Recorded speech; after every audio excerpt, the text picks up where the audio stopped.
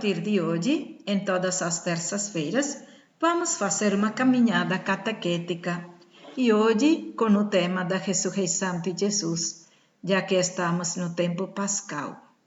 Pois a ressurreição de Jesus é a base e o fundamento da nossa fé. São Paulo dizia: se Cristo não tivesse ressuscitado, em vão seria a nossa fé.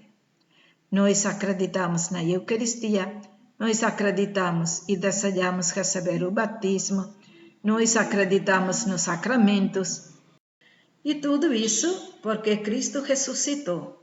Se Cristo não tivesse ressuscitado, ele seria um líder qualquer que morreu deixando algumas memórias do passado, alguns livros do seu pensamento, alguns livros narrando os milagres que ele realizou. E isso também, passando tempo ou alguma geração, seria desaparecido. Temos muitos líderes que mudaram a sorte da história, até mesmo mais do que Jesus, que influenciaram não só a própria terra, mas o mundo inteiro, ainda quando estavam na vida. Existem pessoas que morreram, mas continuam vivendo na memória do povo pelos seus monumentos, pelos seus livros, pelas suas poesias, que continuam possuindo lugares nos arquivos, nas bibliotecas, e o povo procura de manter em memória a vida destas pessoas e transmitir geração por geração a vida delas. Jesus não foi um desses. Jesus não era muito conhecido fora da sua terra enquanto estava no meio do seu povo. Era um que os outros conterrâneos o apresentavam dizendo: ele não é filho de um carpinteiro? Era um simplesinho, pobre, que não tinha nenhuma moradia fixa. E ele mesmo disse: o filho do homem não tem aonde pousar a cabeça. Desde nascimento, tinha ao redor dele os inimigos querendo o matar. Andava peregrinando, vagando com alguns discípulos pobres pescadores. De vez em quando, escutava que fazia alguns milagres, ensinou alguma coisa, e tudo isso não deixaria nada para uma história da humanidade de geração em geração. Em que coisa consiste então a gente, após 2000 anos, acreditar, se ajoelhar, se silenciar, se prostrar e abaixar a cabeça diante deste nome, Jesus? Exatamente porque ele não era um homem qualquer, uma criatura. Era Deus, aquele que não foi criado como nós todos, mas existia sempre e pelo qual tudo foi criado. E por isso mesmo, pelo qual tudo deveria ser redimido. Dizia São Paulo: nele tudo foi criado, nele tudo foi reconciliado e nele tudo foi redimido. Deus nos criou tudo belo, santo e perfeito. Narra o primeiro capítulo de Gênesis. Deus viu que tudo era bom, perfeito. E quando criou o homem e a mulher, Deus viu que era muito bom. Quando fala de Adão e Eva, não pensam que é a história de primeiras duas pessoas, de onde nasceu todos os homens e mulheres. Não é uma história, um acontecimento histórico narrando, mas é no sentido teológico, no sentido existencial. Adão significa na língua hebraica homem e Eva significa a mulher. Ou seja, fala aí a verdade profunda de cada homem e mulher. É o que aconteceu comigo e com você. O que acontece com cada criatura humana desde quando ela nasce. Então, à luz desses capítulos, vamos concluir que caminhávamos com Deus toda a brisa da tarde, Deus passeava com os homens, assim como diz no terceiro capítulo de Gênesis. Mas, de repente, nós erramos, pecamos, fomos escutar outras vozes, pensando que outros tinham a razão de falar a verdade. Fomos enganados pelas promessas de tornar-se como Deus. E agora, quem pode nos salvar? Somente aquele pelo qual fomos criados. Somente Ele pode nos resgatar das mãos dos inimigos. E por isso, Deus, a segunda pessoa da Santíssima Trindade, o Filho, se fez carne, assumiu a nossa condição humana. Assumir a nossa condição humana não significa simplesmente ele se fez homem, recebeu um corpo biológico do útero da Virgem Maria. Mas significa que ele assumiu a minha condição miserável do pecador. Ele carregou sobre si, assumiu para si a minha situação vergonhosa. E quando falamos que ele morreu e desceu à mansão dos mortos, o que celebramos no Sábado Santo, significa que Deus, pelo mistério da encarnação, desceu lá no fundo do poço, aonde o homem sozinho não pode se levantar. Lá longe, onde o homem se distanciou de Deus e dos seus irmãos. Lá no fundo do poço, no fundo do mar, lá ele desceu, carregou sobre si sua criatura amada, perdida no tempo e no espaço. Carregando sobre seu ombro, ele venceu a morte, o inimigo. Esta vitória é celebrar a Páscoa.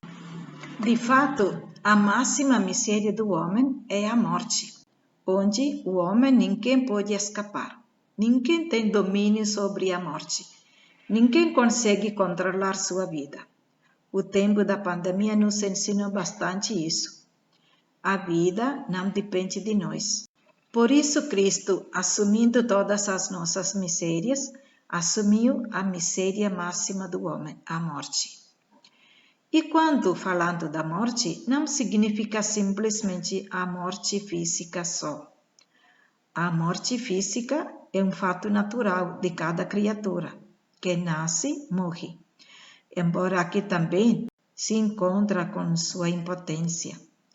A pior morte é a segunda morte que São Francisco falava. É a condição do homem viver longe de Deus, distante de Deus. Viver sem Deus é viver sob o domínio de um outro poder, o poder do mal. Por isso que a descida de Jesus tem este duplo significado. Fazer ressuscitar não só o homem morto fisicamente, mas espiritualmente também. Participar deste mistério é receber o batismo, receber outros sacramentos. É o início de um caminho para acolher Jesus que me salvou, me libertou sem eu mesma perceber. São Paulo dizia, ainda quando estávamos no pecado, ele nos salvou. Agora que estou enxergando que ele me libertou, quero reconhecer ele como salvador da minha vida. Aqui que nasce a fé. Primeiro vem a salvação gratuita e depois o reconhecimento da criatura pelo bem recebido e seu desempenho ao guardar, ao conservar esta graça já obtida. Aqui que nasce o dom da fé, o desejo de abraçar a fé. Ou seja, a salvação precede até mesmo da nossa fé. Vamos ver à luz do Evangelho os acontecimentos após o sepultamento de Jesus e como é esta presença de Jesus, de Emmanuel, Deus conosco, após a ressurreição. Para entendermos isso, devemos ler exatamente os Evangelhos, o último capítulo de cada Evangelho e de São João, os últimos 2 capítulos. E temos alguns relatos também no livro dos Atos dos Apóstolos e como também nas cartas paulinas. Vamos ver aos poucos esses textos. Sabemos que Jesus morre em Jerusalém. Nas últimas semanas de Jesus, ele passou em Jerusalém, visitando o templo, corrigindo os judeus e pregando o Evangelho. De vez em quando ia na casa de Lázaro, Marta e Maria, em Betânia. Passava na Horta das Oliveiras e na sexta-feira, durante a Páscoa, morreu fora do muro de Jerusalém.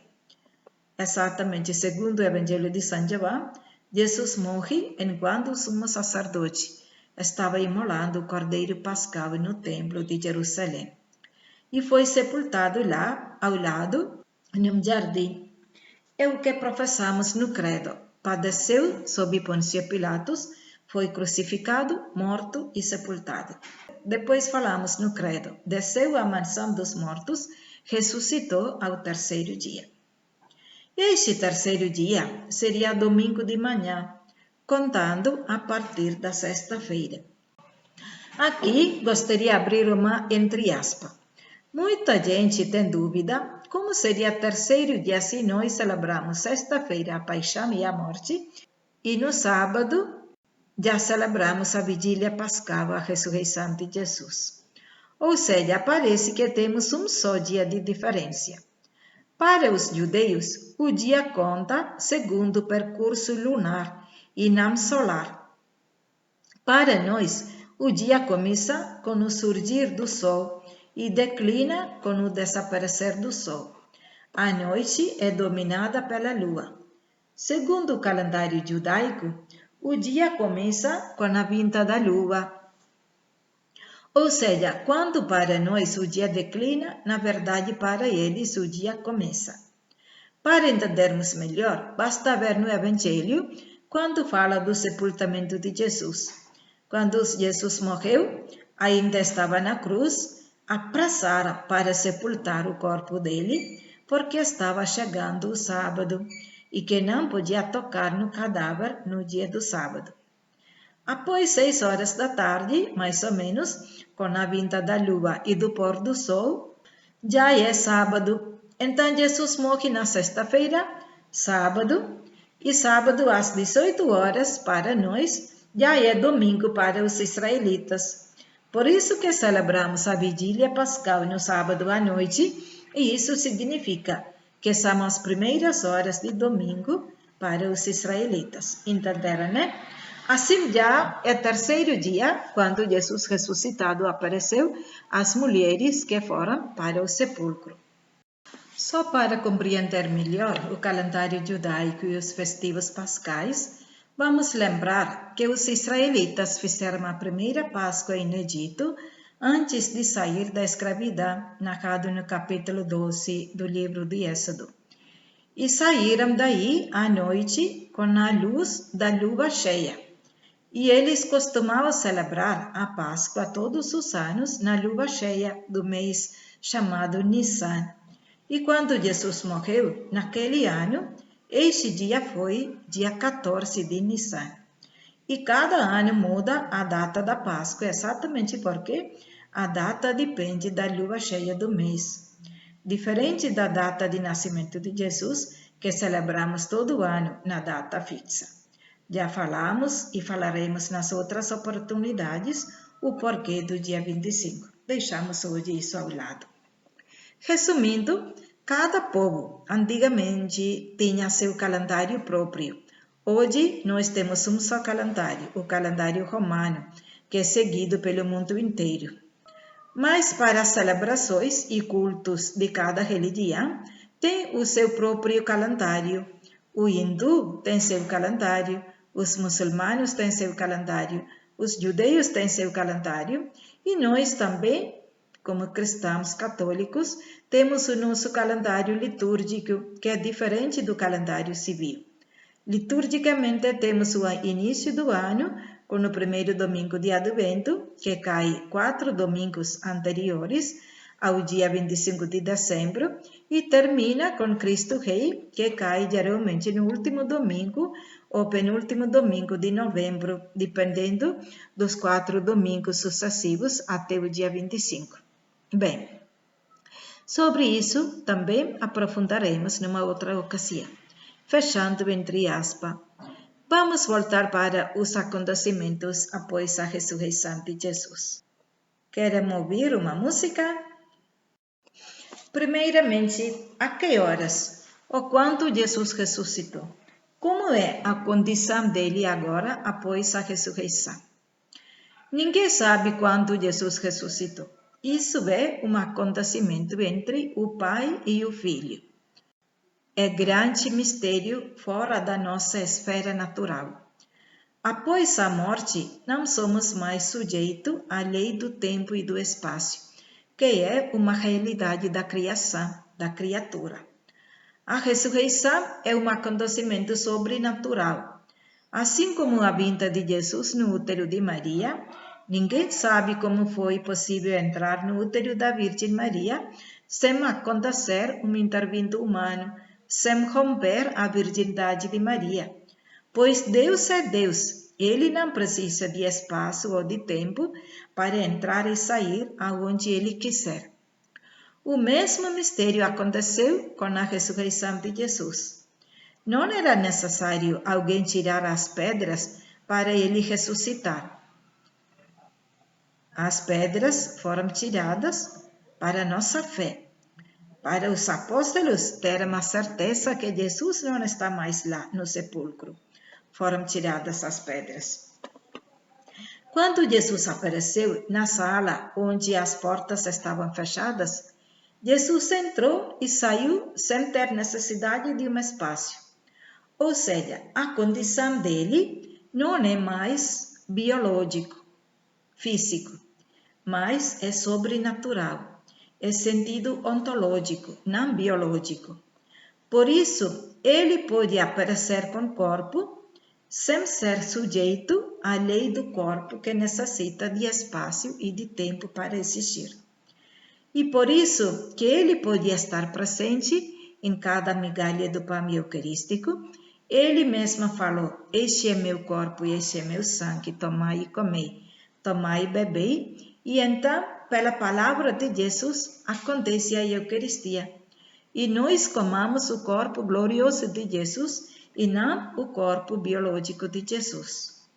Nós, para atravessarmos de um quarto para outro quarto, precisamos de uma porta, uma janela, um espaço. Para Jesus ressuscitado, não. As paredes não são mais obstáculo para ele entrar e sair. Nós falamos no terceiro dia ele ressuscitou. E isso a partir da aparição de Jesus às mulheres e aos discípulos. E não porque aquela hora que Jesus ressuscitou. Após a morte, exatamente porque, como falamos já, Jesus não é mais sujeito à lei do tempo e do espaço. Enquanto ele estava vivo, com um corpo biológico, ele era sujeito à lei do tempo e do espaço, ou seja, ele sentiu a fome, a sede, como todos nós. Ele nasceu, cresceu, sofreu, como nós. Isso faz parte de ele ter assumido a nossa condição humana. Porém, ele continuava sendo perfeito Deus e perfeito homem, e por isso, de vez em quando, ele fazia os milagres, caminhou acima das águas, fez ressuscitar os mortos, se transformou no Monte Tabor, antecipou na última ceia os frutos da redenção, que vai ser derramado na cruz mais na frente. Tudo isso para mostrar aos discípulos que ele é verdadeiramente Deus e também verdadeiramente homem. Mas agora, após a ressurreição, ele é perfeito Deus e não mais homem biológico. Jesus não possui mais um corpo biológico, mas sobrenatural, um corpo glorioso. Sobre este mistério que hoje queremos entender. Para compreendermos melhor ainda esta condição nossa da criatura e a condição do Criador, condição do ressuscitado, do Criador, que é sobrenatural, gostaria de trazer mais um exemplo. Quando Jesus ressuscitou Lázaro, ou a filha da viúva de Naim, eles voltaram para a vida biológica e depois morreram de novo. Jesus não voltou para a vida biológica para morrer de novo. Voltou para a vida que ele tinha antes, junto com o Pai e o Espírito Santo. E a aparição de Jesus não é como pensam os espíritas, que ele pertence ao reino dos mortos. Ele pertence ao reino dos vivos, ao reino de Deus. Ele voltou para o Pai, significa que ele, concluindo sua missão de assumir a nossa condição humana para nos salvar, voltou para sua condição de Deus perfeito, assim como o mesmo Jesus tinha dito antes de morrer aos apóstolos: eu vou ao Pai, mas vou enviar o Espírito Santo para vos acompanhar. E antes de subir ao céu, ele falou: eu estarei convosco até o fim. Como é possível isso? A resposta está nas narrações de aparições.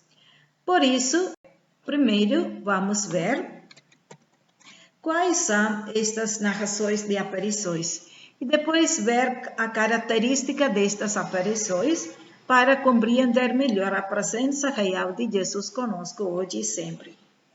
Voltando para o ressuscitado, o livro dos Atos dos Apóstolos nos fala que Jesus se manifestou a várias pessoas em vários lugares. Podemos ver que Jesus aparece primeiro em Jerusalém, depois em Galileia e depois tem as aparições dele aos apóstolos, a Pedro e a Paulo. Convido vocês a fazerem estas leituras pessoalmente para compreender melhor. Primeiro, vamos ver quais são as aparições em Jerusalém. A primeira aparição do Senhor, logo de manhã, foi a Maria Madalena e a outra Maria. Marcos e João relatam que Jesus apareceu primeiro a Maria Madalena. Mateus relata que ela estava acompanhada por outra Maria, a mãe de Tiago. Em seguida, estas Marias vão testemunhar aos discípulos o ocorrido. As mulheres são as primeiras testemunhas da ressurreição do Senhor, segundo Mateus 28. Logo depois, à tarde, antes de aparecer ao grupo dos 12, Jesus encontra-se com 2 discípulos a caminho de Emaús, Lucas 24. Neste marcante encontro, encontramos 2 elementos presentes até hoje na celebração da Eucaristia: a palavra e o partir o pão. Falaremos daqui a pouco sobre isso. Nesta passagem, menciona-se que houve uma aparição do Senhor a Pedro no mesmo domingo. À noite, no cenáculo, a sala usada para a última ceia, por 2 vezes o Senhor aparece ao grupo dos 11. A primeira, no mesmo domingo, sem a presença de Tomé, narrado em João 20, 19 e 23, e a segunda, uma semana depois, com a presença dele. O livro dos Atos dos Apóstolos relata uma aparição do Senhor em Jerusalém aos apóstolos e outras testemunhas. Isto aconteceu durante os 40 dias antes da sua ascensão. Depois, nós temos alguns episódios acontecidos em Galileia. Na Galileia, o Senhor apareceu 2 vezes. Primeiro, a 7 discípulos, no episódio da segunda pesca milagrosa, João 21, 1 a 23, à beira do mar de Tiberíades, e depois ao grupo dos 11 em uma montanha designada pelo Senhor, segundo Mateus 28. E nós temos também relatos das aparições mencionadas por São Paulo. Em sua primeira carta aos Coríntios, Paulo relata que o Senhor apareceu primeiro a Cefas e depois aos 12. Em seguida, apareceu a mais de 500 irmãos de uma vez. Posteriormente, apareceu a Tiago e depois a todos os apóstolos. Em último lugar, apareceu também a mim como um abortivo. 1 Coríntios, capítulo 15, versículos de 5 a 8. Então, com tantos esses relatos e testemunhos, é difícil negar a ressurreição do Senhor. Alguns afirmam, apesar de não haver relato nos evangelhos, que a primeira testemunha de sua ressurreição foi sua mãe, Maria. Um deles até João Paulo II menciona na sua catequese sobre este tema. Todas estas aparições nos mostram algumas características da presença de Jesus no meio de nós. Se vocês cansaram, vamos escutar uma música.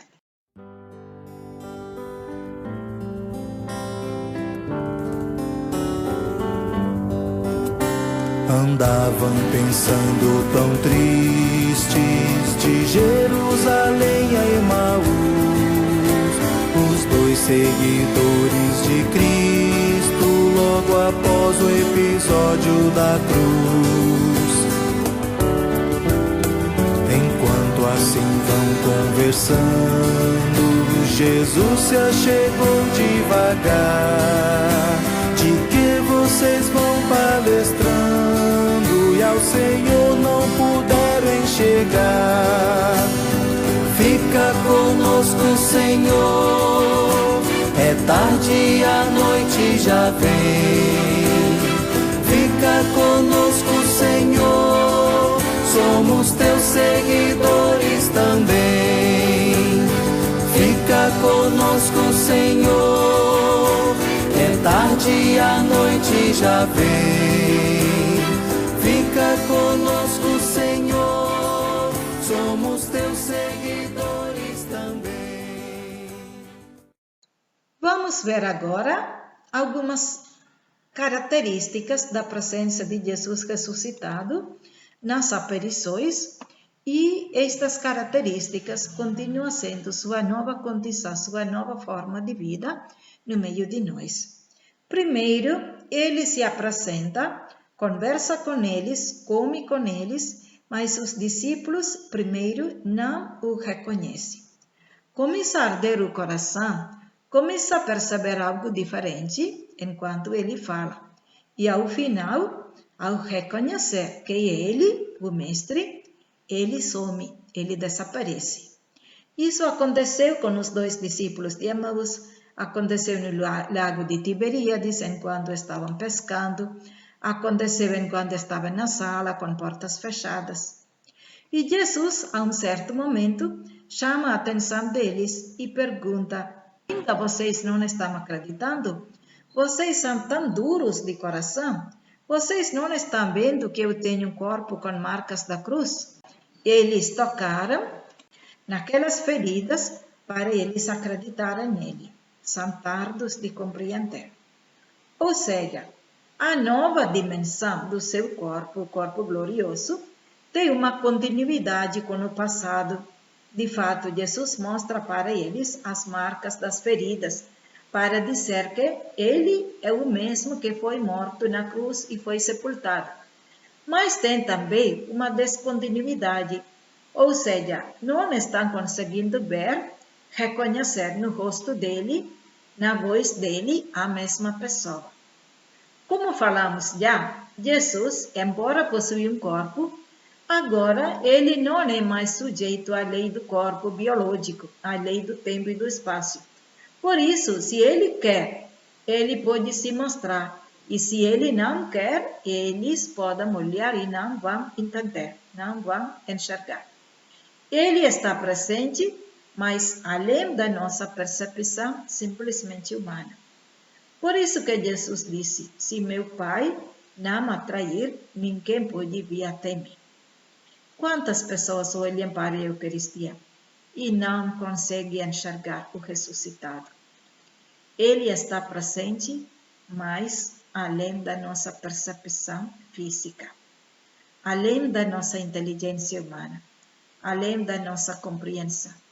Se ele quer, ele pode se manifestar. Por isso Jesus disse: bem-aventurado aqueles que creem sem ter visto. Assim como nós, após 2000 anos, somos muito atrasados em entender as coisas de Deus. A gente viu muitos milagres e prodígios nas nossas vidas, nas nossas casas. Tocamos com a mão a presença de Deus, mas apenas tem um perigo, uma morte, um acontecimento ruim, uma desgraça na família. Esquecemos de tudo e de todo o percurso feito. E vamos atrás de milagres e prodígios. A nossa fé torna tão vacilante que precisamos de puxada de orelhas. Uma outra característica destas aparições é: a que horas os discípulos reconhecem que é o mesmo Jesus? Ao partir o pão. Na aparição de Jesus aos discípulos, é bem claro este aspecto. Ao longo do caminho, Jesus lhes estava explicando a Escritura. Eles falaram, não estava abraçando queimando nosso peito enquanto ele falava, mas ainda assim não reconheceram Jesus. Ao partir o pão, ou seja, aquele Jesus que ensina os apóstolos na última ceia, que todas as vezes que vamos encontrar, façam isto em minha memória, agora está fazendo a mesma coisa, de modo que eles aprendessem bem como fazer. Jesus é um bom pedagogo, que ensina fazendo. Estando com eles, fazendo, os ensinou como celebrar a memória de Cristo. Primeiro a palavra e depois a Eucaristia, o partir o pão. Na primeira parte tem a leitura, a homilia, o credo, as preces, e depois na segunda parte tem a Eucaristia, o partir o pão e comer. Jesus ressuscitado repetiu aquele mesmo gesto da última ceia, pegou o pão, levantou os olhos ao céu, partiu o pão e deu aos seus discípulos. Assim, os discípulos aprenderam como celebrar a Eucaristia. Nós perguntamos muitas vezes como veio a celebrar a Eucaristia assim como está? Não podemos trocar as partes da missa? Porque é sempre igual? Sim, exatamente, já passaram 2000 anos, mas a Igreja é fiel discípula do Mestre, que continua do mesmo jeito que Jesus ressuscitado lhes ensinou. As partes da missa ninguém troca. Pode ter cantos, culturas, modificações nos cantos, no levantar, no sentar, ajoelhar, mas o essencial permanecerá para sempre, a liturgia da palavra e a liturgia eucarística. Então, aqui devemos concluir que após a ressurreição de Jesus, aonde encontramos o Cristo ressuscitado, na Eucaristia, lá é o lugar do encontro com Jesus ressuscitado. O que não tem nas outras igrejas ou religiões e que temos como penhor da vida eterna é a Eucaristia. Não basta somente a palavra, ouvir as pregações, estudar a Sagrada Escritura. Claro que vai arder o nosso coração, muda a nossa vida, transforma a nossa mentalidade. Mas se não chegarmos a comungar, não temos como enxergar plenamente o Cristo ressuscitado. Por isso que não basta só a gente permanecer satisfeitas só com o sacramento do batismo ou a primeira comunhão e depois nunca mais ir para a igreja. É o caminho que os discípulos fizeram, devemos fazer nós também. Sobre este caminho, na semana que vem, vamos falar. Terminando, falar da ressurreição de Jesus é falar e reconhecer da nossa ressurreição também. Dizia São Paulo, se ele ressuscitou, nós também ressurgiremos.